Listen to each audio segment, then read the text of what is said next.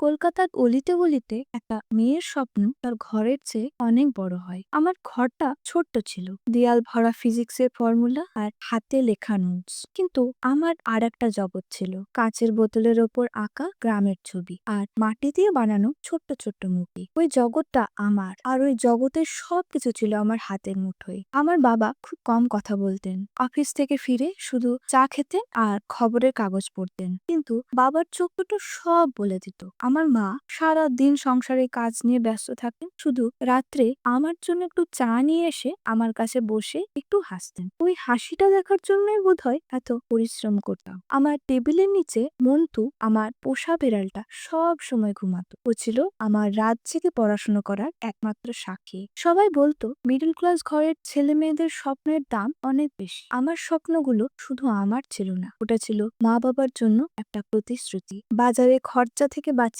মা আমাকে বই কিনে দিত। বাবার ছেঁড়া চটির দিকে তাকালে আমার জেদটা যেন আরো বেড়ে যেত। ওই ভিড়ের বাসে যেতে যেতে আমার মনে হতো এই ভিড় থেকে আমাকে এগিয়ে যেতেই হবে। যখন পড়াশোনার চাপে মাথা ভারী হয়ে যেত, তখন আমি রং আর কালির মধ্যে শান্তি খুঁজে পেতাম। একদিন রাত্রে এক্সামের টেনশনে কিছুই মাথায় ঢুকছিল না, তাই আমি আমার স্কেচ বুকটা খুললাম। কোনো ফুল বা পাখির ছবি না, আমি সেদিন মা দুর্গার মুখ আঁকতে শুরু করেছিলাম। সেদিন আমি শান্ত হাসি মুখের ঠাকুরটাকে নয়, বরং আঁকছিলাম এক যোদ্ধাকে, এক রক্ষাকর্তীকে। একদম মন থেকে আমি ওনার চোখ দুটো আঁকলাম। চোখ দুটো যেন আগুনের মতো জ্বলছিল। সেদিন আমার ভেতরের সব ভয়, সব চিন্তা যেন ওই চারকোলের দাগে মিশে যাচ্ছিল। এক্সামের দিনটা যত কাছে আসছিল, বাইরের দুনিয়াটা যেন আমার কাছে ততই ঝাপসা হয়ে যাচ্ছিল। ঘরে শুধু আমি, আমার বই আর ঘড়ির কাঁটার শব্দ।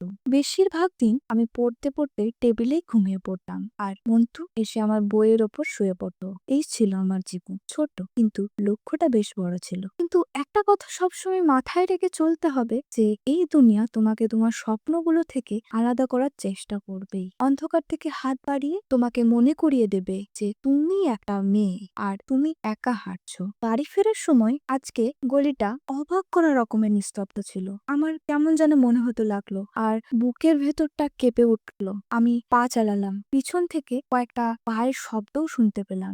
গলাটা কেমন যেন শুকিয়ে এলো।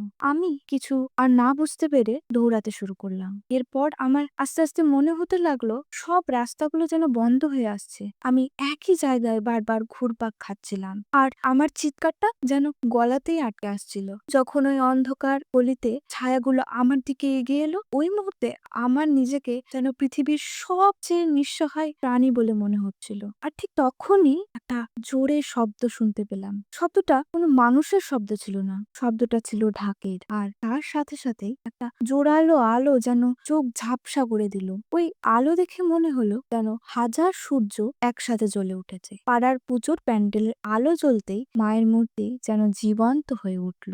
মায়ের 10 হাত আর আগুনের মতো চোখ, ঠিক যেমন আমি সেই দিন এঁকেছিলাম। আমার আঁকা ছবিটা যেন সত্যি হয়ে উঠলো আজ। ওই অন্ধকারের মধ্যে লুকিয়ে থাকা ছায়াগুলো মায়ের এই তেজ দেখে কোথায় যেন হারিয়ে গেল। ওই মুহূর্তে আমি আর ভয় পেলাম না, আমার নিজেকে তখন মা দুর্গার মেয়ে বলে মনে করছিল। ওই রাতে ভয় আমার ভিতরে বাসা বাঁধতে এসেছিল, কিন্তু সেই দিন আর কোনো জায়গা পাইনি, কারণ মনে তখন একটা আগুন জ্বলছিল। পরের দিন সকাল, আয়নার সামনে যে মেয়েটা দাঁড়িয়েছিল সে আর কালকের ওই ভীতু মেয়েটা ছিল না। পরের দিন এক্সামের হলে আমি শুধু উত্তর লিখিনি, আমি আমার ভবিষ্যৎ লিখেছিলাম। প্রত্যেকটা শব্দ ছিল একটা ঘোষণা, আমি হার মানব না। যখন কম্পিউটার স্ক্রিনে আমার নামটা দেখলাম, ওই আনন্দটা শুধু আমার ছিল না, ওটা ছিল মা বাবার চোখের জল আর বাবার গর্বতে ভরে ওঠা মুখ। ওটা ছিল আমাদের ছোট্ট ঘরে বড় স্বপ্নের জয়। সবাই বলে মেয়েদের জীবন নাকি খুবই কঠিন, বলে সাবধানে থাকতে, চুপ করে থাকতে, অন্ধকারকে ভয় পেতে।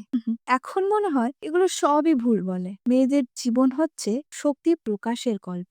অন্ধকার আমাদের শত্রু নয়, আসলে অন্ধকার আমাদের আলোকে ভয় পায়। আমরা আলো, তোমরাও আলো, আর আমরা যখন সবাই একসাথে দাঁড়াই, তখনই অন্ধকার আমাদের মতো আলোকে ভয় পায়। আসলে আমরা একে অপরের রক্ষা কবচ, আমরা একসাথে আছি। আমার নাম জ্যোতি, মানে আলো, আর আমার গল্পটা এখান থেকেই শুরু।